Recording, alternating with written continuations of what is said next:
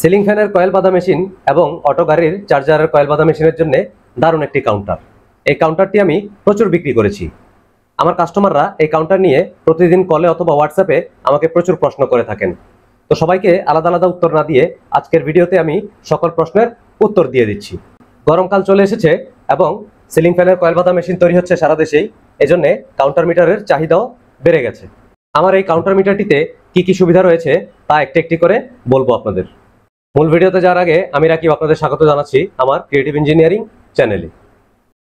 Ceiling ফ্যানের coil বাঁধাই মেশিনের জন্য এই দুটি কাউন্টার আমার সবচেয়ে বেশি বিক্রি হয়, তবে সম্পূর্ণ ডিজিটাল প্রোগ্রামেবল কাউন্টারও আমার কাছে রয়েছে, যদিও এটি সবাই কেনে না, এটি অনেক দামি। তো এটি যেহেতু বেশি চলে এবং বেশিরভাগ মানুষ আমাকে প্রশ্ন করে বিভিন্ন বিষয়ে, তো এটির ব্যাপারে একটু বিস্তারিত বলছি। এটির প্রধান সুবিধা হচ্ছে এটি হাই স্পিডে কাউন্ট করতে পারে, অর্থাৎ আপনি মেশিনটি যে মোটর দিয়ে বানাচ্ছেন সেই মোটরটি যদি খুব স্পিডে ঘুরে সেক্ষেত্রে এটি কাউন্ট করতে পারবে। সব কাউন্টার কিন্তু হাই স্পিডে কাউন্ট করতে পারে না, যেমন আমার এটি কিন্তু হাই স্পিডে কাউন্ট করতে পারে না। ভালো কাউন্টার কিন্তু হাই স্পিড কাউন্ট করতে পারে না। আপনার মোটর যদি 3000 আরপিএম, 5000 আরপিএম কিংবা এর বেশিও হয় তাও এটি কাউন্ট করতে পারবে। এটির পেছনে একটি সুইচ রয়েছে সেটিংসের, দেখুন এখানে লেখা রয়েছে 30 এবং 300 সিপিএস। সিপিএস মানে হচ্ছে কাউন্ট পার সেকেন্ড, প্রতি সেকেন্ডে এটি 300 বার পর্যন্ত করতে পারবে।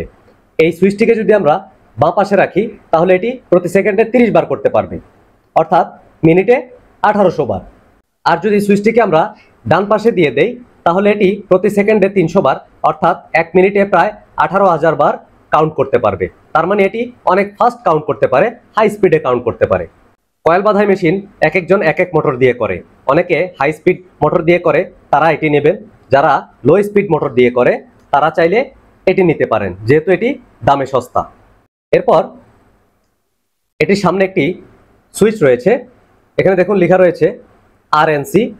এটি যদি মাঝখানে রাখেন তাহলে এটি আপনি ম্যানুয়াল রিসেট করতে পারবেন। এখানে রিসেট বাটন রয়েছে এবং এটি বারবার টিপলে নষ্ট হয়ে যাবে, এ কারণে আপনি চাইলে পেছনে টার্মিনাল থেকেও রিসেট বাটন সেট করে নিতে পারেন, অর্থাৎ পুশ সুইচ সেট করে রিসেট করতে পারেন।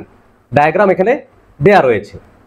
আর যদি চান আপনি অটো রিসেট হোক, অর্থাৎ কাউন্ট শেষ হওয়ার পরে অটোমেটিক রিসেট হোক, সেক্ষেত্রে এই সুইচটিকে ডান দিকে চাপিয়ে দেবেন, তাহলে এটি অটো রিসেট হবে।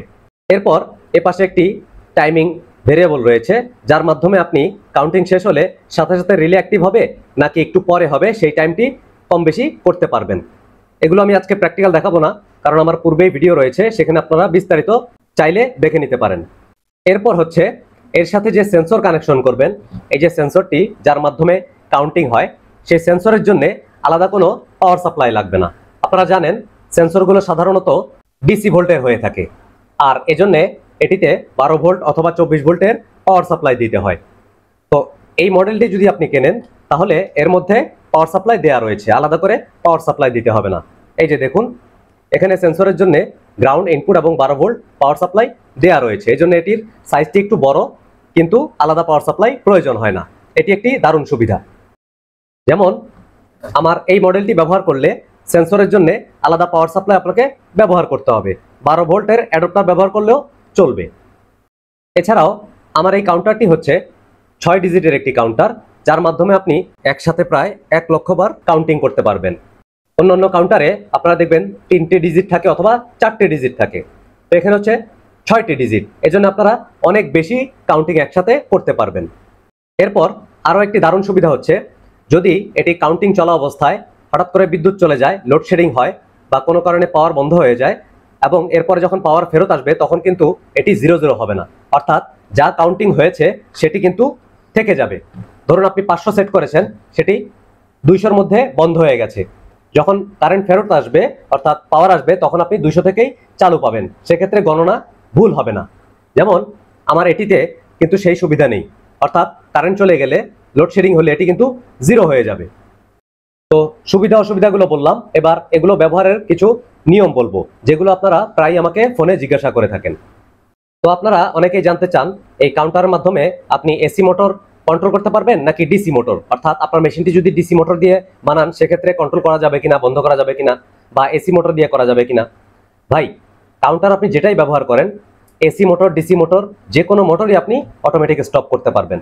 চালাতে পারবেন। তার কারণ হচ্ছে কাউন্টার কখনো সরাসরি আপনার মোটরকে বন্ধ বা চালু করে না। এই কাউন্টারের সাথে আমরা এর ডায়াগ্রাম অনুযায়ী একটি রিলে আউটপুটে লাগাই অথবা ম্যাগনেটিক কন্টাক্ট লাগাই। এটি অবশ্যই মনে রাখবেন, অনেকে এই বিষয়গুলো বোঝে না, যারা বিশেষ করে নন টেকনিক্যাল পারসন। তো এই যে দেখুন, আমি এখানে আমার ম্যাগনেটিক কন্টাক্ট লাগিয়েছি। এই যে দেখুন, আমি অবশ্য আজকে কানেকশন দেখাবো না, আমার পূর্বের ভিডিওতে কানেকশন সম্পূর্ণ দেখানো আছে, আপনারা সেটি দেখে নেবেন। তো এই কন্টাক্টটি আমরা লাগিয়েছি। চাইলে আপনি রিলেও ব্যবহার করতে পারেন আপনার মোটরের সাইজ অনুযায়ী। তো হয় কি, এই রিলে অথবা ম্যাগনেটিক কন্টাক্ট আপনার মোটরকে চালু বন্ধ করে। তো আপনি রিলেতে যখন এসি ইনপুট দিবেন তখন এসি মোটর চালাতে পারবেন, রিলেতে যখন ডিসি ইনপুট দিবেন তখন ডিসি মোটর চালাতে পারবেন। অর্থাৎ আপনার এই কাউন্টারটি আপনার মোটরকে সরাসরি বন্ধ করবে না, হয় রিলেকে বন্ধ করবে, না হয় ম্যাগনেটিক কন্টাক্টকে বন্ধ করবে। আর এভাবে আপনি যে কোনো মোটরকেই কন্ট্রোল করতে পারবেন, সেটা ছোট মোটর হোক কিংবা যত বড় মোটরই হোক না কেন। আর কাউন্টারের সাথে রিলে অথবা ম্যাগনেটিক কন্টাক্ট কিভাবে কানেকশন করতে হয়, সেন্সর কিভাবে কানেকশন করতে হয়, এগুলো না জেনে থাকলে আমার পূর্বের এই ভিডিওটি দেখে নিতে পারেন, সেখানে একদম প্র্যাকটিক্যাল দেখানো হয়েছে। আপনারা কাউন্টিং এর জন্য সঠিক সেন্সর ব্যবহার করবেন। আমার এই কাউন্টার মিটারগুলো limit switch, PNP sensor, NPN sensor, যে কোনো সুইচ দিয়েই কাউন্টিং করা যায়, কিন্তু আপনারা চেষ্টা করবেন প্রক্সিমিটি সেন্সর ব্যবহার করতে।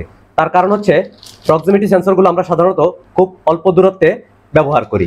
যেমন আমার এই সেন্সরটি দেখুন, মোটরের খুব কাছাকাছি আছে এবং এটি হাই স্পিড কাউন্ট করতে পারছে। এই দেখুন এখানে ডিজিট কত দ্রুত উঠছে দেখুন। আমার এই মোটরটি হচ্ছে 1400 আরপিএম এর।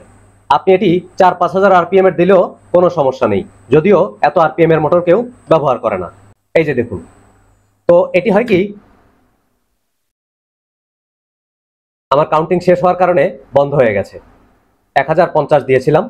যাই হোক, তো খেয়াল করুন, এটি খুব কাছ থেকে কাউন্টিং হওয়ার কারণে কাউন্টিংটি অ্যাকুরেট হয়। যদি আপনি ফটো সেন্সর ব্যবহার করেন, যেটি আলোর রশ্মির মাধ্যমে কাজ করে, সেক্ষেত্রে এটি দূর থেকে যে কোনো বস্তু পেলেই কাউন্টিং করা শুরু করে দেয়, আর এজন্য কাউন্টিং ভুল হওয়ার সম্ভাবনা থাকে। এরপর হচ্ছে অনেকেই প্রশ্ন করেন যে কাউন্টার দিয়ে মোটর অটোমেটিক বন্ধ করা যাবে কিনা, অর্থাৎ শুধু কাউন্টিং করা যাবে নাকি বন্ধ করা যাবে, খুব কমন একটি প্রশ্ন। তো ভাই, এই কাউন্টারের মধ্যে ডায়াগ্রাম দেওয়া আছে, আমার ভিডিও দেখে কানেকশন করে নেবেন। এখানে এই টার্মিনালে কানেকশন করলে আপনি রিলে অথবা ম্যাগনেটিক কন্টাক্ট দিয়ে যে কোনো ধরনের লোড চালু বন্ধ করতে পারবেন, সেটা মোটর হোক কিংবা হিটার হোক বা যে কোনো কিছু। অনেকেই জানতে চান কাউন্টারের সাথে সেন্সর দেয় কিনা, অর্থাৎ সেন্সরটি ফ্রি দেয় কিনা। না ভাই, এটি ফ্রি দেওয়ার ব্যবস্থা নেই। কাউন্টারের দাম আলাদা, সেন্সরের দাম আলাদা। আপনারা আমার কাছ থেকে জেনে নেবেন কোন সেন্সরটি নেবেন, কোনটির দাম কেমন। কাউন্টারের সাথে কখনো সেন্সর আসে না। যারা কাউন্টার তৈরি করেন তারা কাউন্টারের সাথে শুধু কাউন্টারই দেয় প্যাকেটের মধ্যে। তো সেন্সরের জন্য আলাদা দাম, আর আপনার কোন সেন্সরটি প্রয়োজন, এক একজন যেহেতু এক এক রকম সেন্সর ব্যবহার করে, আপনি জেনে নেবেন কোনটির দাম কেমন। কুরিয়ারের মাধ্যমে সারা দেশেই মালামাল পাঠিয়ে থাকি কন্ডিশনে, সামান্য কিছু অ্যাডভান্স দিলেই। এর পরবর্তীতে এই ডিজিটাল কাউন্টার মিটারটি নিয়ে ভিডিও করব। তাছাড়া আমার এই কাউন্টার মিটার এবং এই কাউন্টার মিটার নিয়ে অলরেডি প্র্যাকটিক্যাল ভিডিও রয়েছে, চাইলে দেখে নিতে পারেন। আর কিছুদিন পরেই ঈদের বন্ধ শুরু হয়ে যাবে, তাই চাইলে এখনই অর্ডার করতে পারেন, কারণ কোরিয়ার বন্ধ হয়ে যাবে।